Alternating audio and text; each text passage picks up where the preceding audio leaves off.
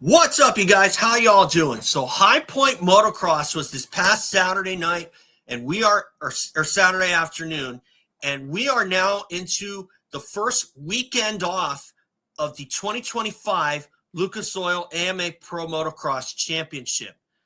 Now, I'm going to start out with the 250 class this time because they were the only ones who got both of their motos out of the way in its entirety.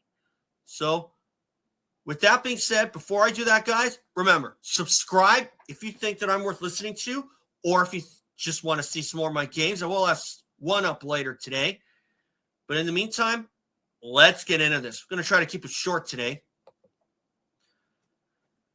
250 recap. Haiden Deegan back on top. Chance Hymas out for the season with a knee injury. Now, after watching Cooksy's video, it is not the same knee that Chance Hymas had blown up and needed ACL surgery on about 2 or 3 times. But one more knee surgery for Chance Hymas would definitely mean his career could be over. I mean, look at what happened with Travis Pastrana, because the guy had so many knee operations to a point where he didn't realize his full potential in racing and then ended up going to Nitro Circus instead. And that was the one time where I really felt that Travis didn't do much for the sport as a racer. But he did make the most of his career with the Nitro Circus and all that.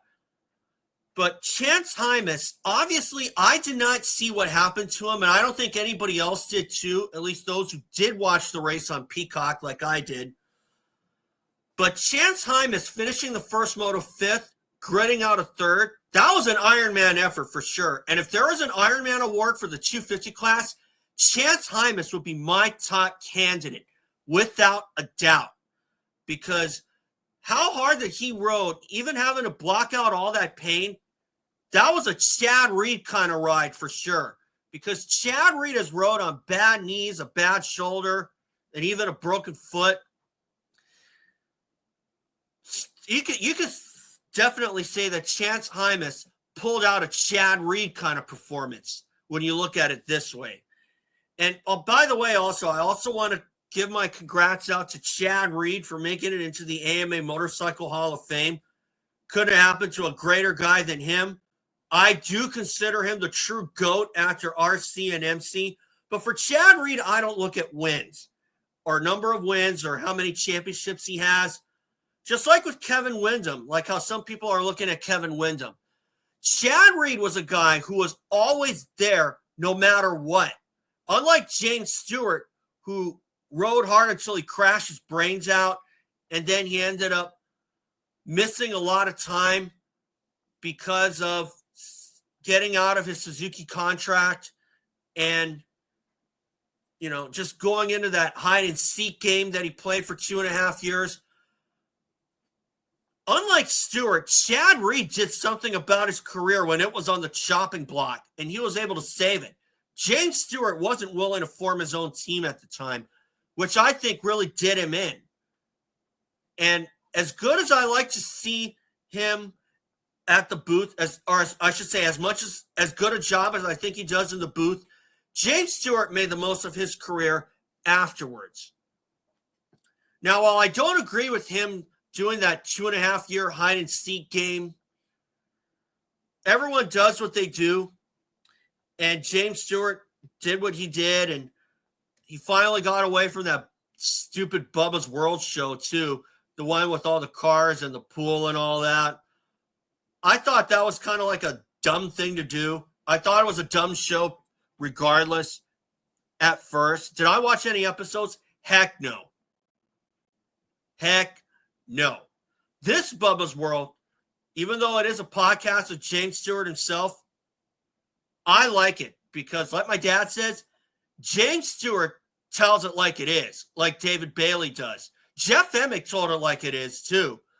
And I still find it very terrible that Emick got clipped from the TV broadcast because I liked watching Jeff Emick from a psychological standpoint.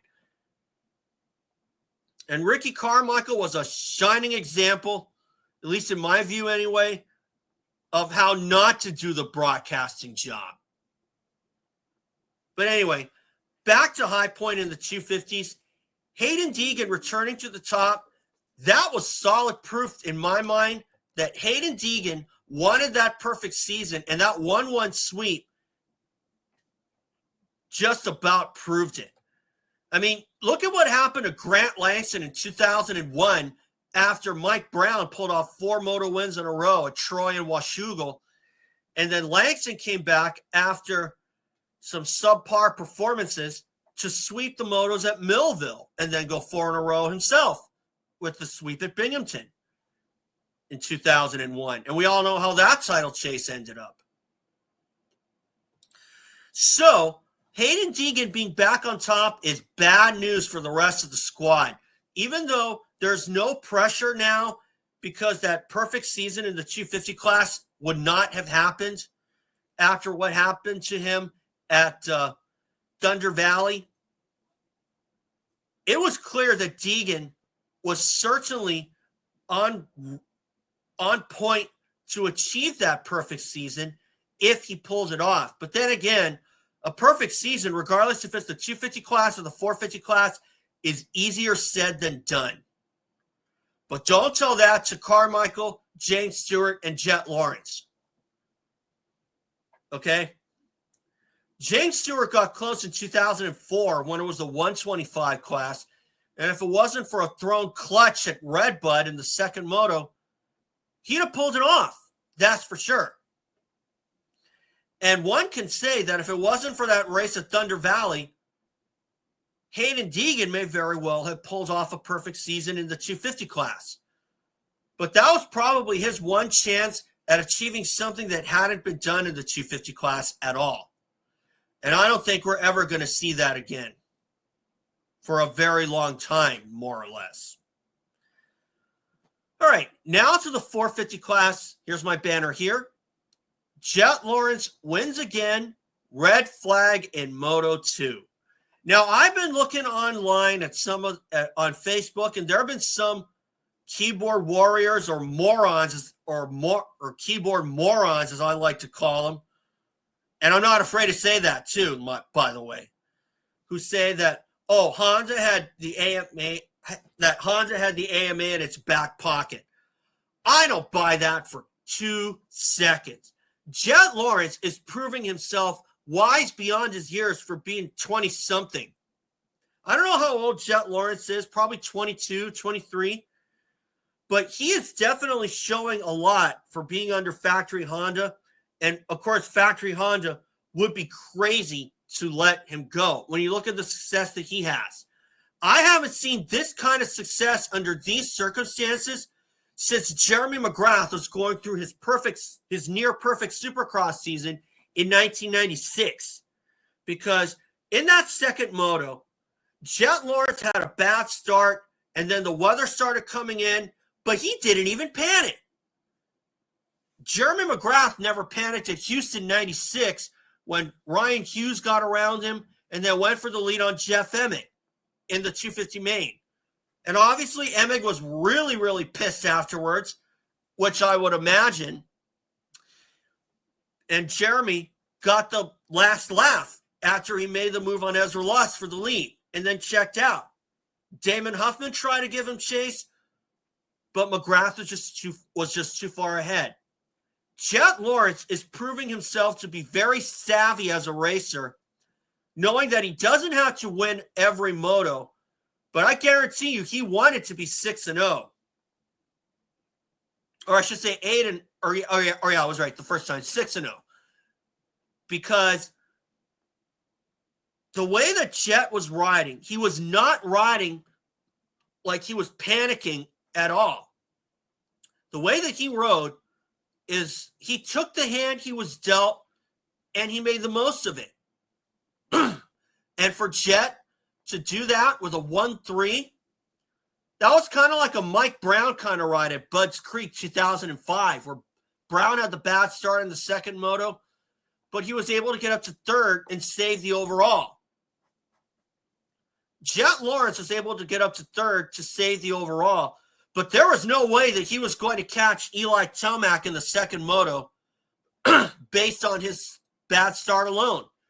So Jett kind of dismissed that and just went for the overall. And that was a very savvy move, because other rookies or sophomores, whether it's the 250 class or the 450 class, would have probably put it all on the line and went for Eli Tomac. And I will say this, though. If the red flag hadn't come out, there's a chance that Jett Lawrence could have caught Eli Tomac in the closing stages. Instead, the AMA throws out a red flag with 7 minutes and 2 seconds to go, plus the 2 laps. So essentially, that was roughly, I would say, 5 or 6 laps to go that the AMA pulled out a red flag. And I don't blame them one bit. You do not run a pro race with thunder rolling in. Just like at Joliet in Quebec back in 2002, where they had that thunderstorm in the second moto and the rain just came down like gangbusters. And as a result, Derek Fisher won that moto and the overall. And that was a very muddy motocross, maybe the muddiest one that I could think of.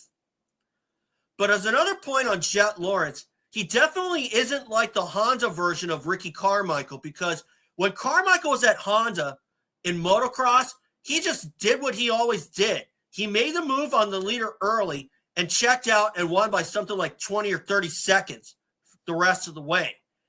Jett Lawrence is nothing like Carmichael on Honda, but he demonstrates the kind of savviness that Jeremy McGrath did when he was at Honda and winning so frequently.